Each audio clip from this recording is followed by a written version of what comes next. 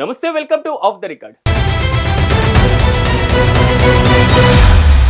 స్థానిక సంస్థల ఎన్నికల్లో రిజర్వేషన్లు గందరగోళానికి దారితీస్తున్నాయి.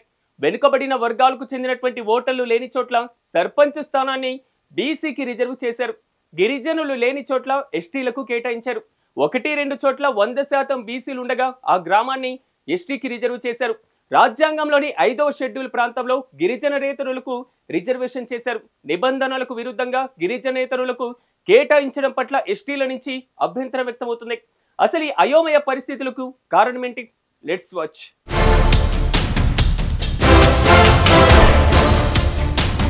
స్థానిక సంస్థల ఎన్నికలకు రాష్ట్ర ఎన్నికల సంఘం కసరత్తు చేస్తోంది. జెడ్పీటీసీ, ఎంపీటీసీ, ఎంపీపీ, సర్పంచ్ స్థానాలకు ఈ ఎన్నికలు జరగనున్నాయి. ఈ నేపథ్యంలో తమ గిరిజనులకు రిజర్వేషన్ చేయాలని తెలంగాణ ఆదివాసీ గిరిజన సంఘం డిమాండ్ చేస్తోంది. రిజర్వేషన్ల గందరగోళం పుణ్యమా అంటూ అనేక మంది ఆశావాహుల భవితవ్యాలు తారుమారయ్యాయి. ఎప్పటి నుంచో పోటీ చేయాలని సన్నద్ధమైన వారికి రిజర్వేషన్లు బ్రేకులు వేశాయి. రిజర్వేషన్లు అనుకూలంగా రాకపోవడంతో అయోమయ పరిస్థితులు నెలకొన్నాయి. అయితే స్థానిక సంస్థల ఎన్నికల నిర్వహణపై హైకోర్టులో పిటిషన్ వేశారు. దీనిపై విచారణ కొనసాగుతోంది. 8వ తేదీన తీర్పు వెలువడనుంది. ఈ నేపథ్యంలో తీర్పు కోసం అందరూ ఆసక్తిగా ఎదురు చూస్తున్నారు. రిజర్వేషన్లు సవరించేలా చర్యలు చేపట్టాలని మంత్రులు, ఎమ్మెల్యేలపై కొందరు ఆశావాహులు ఒత్తిడి తీసుకొస్తున్నారు.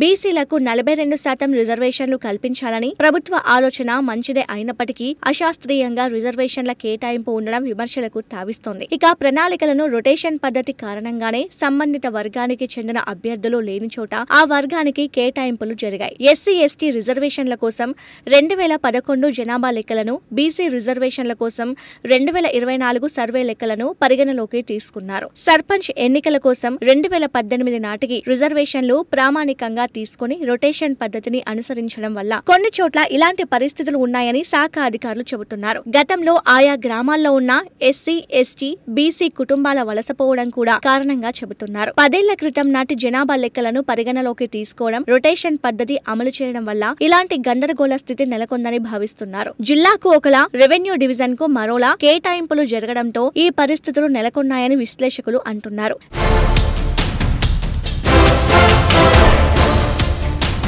రిజర్వేషన్ల ఖరారులో అధికారులు ప్రభుత్వ మార్గదర్శకాలకు తిలోదకాలు ఇచ్చినట్లు తెలుస్తోంది.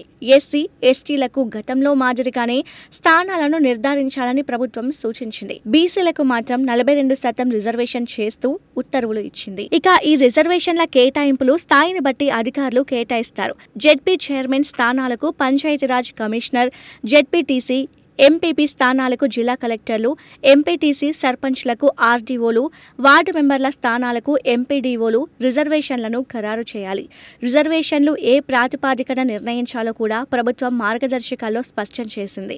జనాభా లెక్కల ప్రకారం ఎస్సీ, ఎస్టీ, బీసీ, మహిళా స్థానాలను ఖరారు చేయాల్సి ఉంది. ఇది సాధారణంగా సగం కంటే ఎక్కువ ఏ జనాభా ఉంటే ఆ వర్గానికి మొదటి ప్రాధాన్యత ఇవ్వాలి. షెడ్యూల్లో ఏ ఏరియాలో ఎస్టీలకు మొత్తం స్థానాల్లో సగానికి తగ్గకుండా చూడాలి. 100% ఎస్టీ జనాభా ఉంటే మొత్తంగా వారికే కేటాయించాలి. కానీ అనేక చోట్ల నిబంధనలకు విరుద్ధంగా కేటాయింపులు జరిగినట్లు తెలుస్తోంది.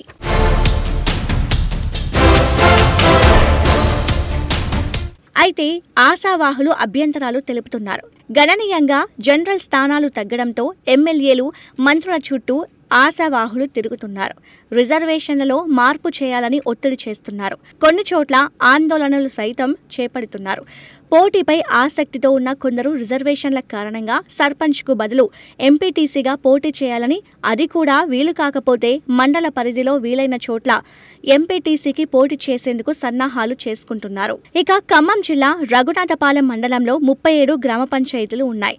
వీటిలో 13 బీసీలకు కేటాయించారు. 95% పైగా ఎస్టీ జనాభా ఉన్న 10 పంచాయతీలను బీసీలకు కేటాయించడం విమర్శలకు తావిస్తుంది. 15 ఏళ్ల క్రితం ఈ గ్రామంలో ఒక్క బీసీ మహిళ ఉండేది. ఆమె ఊరు నుంచి వలస వెళ్లిపోయింది. ఇక ఇదే మండలంలో 1-2 బీసీ ఓట్లు ఉన్నా అనేక తండాలు కూడా బీసీలకు రిజర్వ్ చేశాయి. మంగ్యా తండా, పుటాని తండా, సూర్య తండా, బద్య తండా, చెరుకొమ్ము తండా, రాములు తండాలో ఈ పరిస్థితి ఉంది. మండల కేంద్రం రఘునాథపాలెంలో 43.53% బీసీలు కూడా ఎస్టీలకు కేటాయించడంపై విమర్శలు వస్తున్నాయి. మొత్తానికి కోర్టు తీర్పును బట్టి నిర్ణయం తీసుకోవాలని ఆశావాహులు అనుకుంటున్నారు. రిజర్వేషన్లు మారడంతో రాష్ట్రంలో అనేక స్థానాలు ఏకగ్రీవం అయ్యే ఛాన్స్ ఉందని రాజకీయ విశ్లేషకులు చెబుతున్నారు. కోర్టు తీర్పు ఎలా ఉంటుందనేది ఆసక్తిగా మారింది.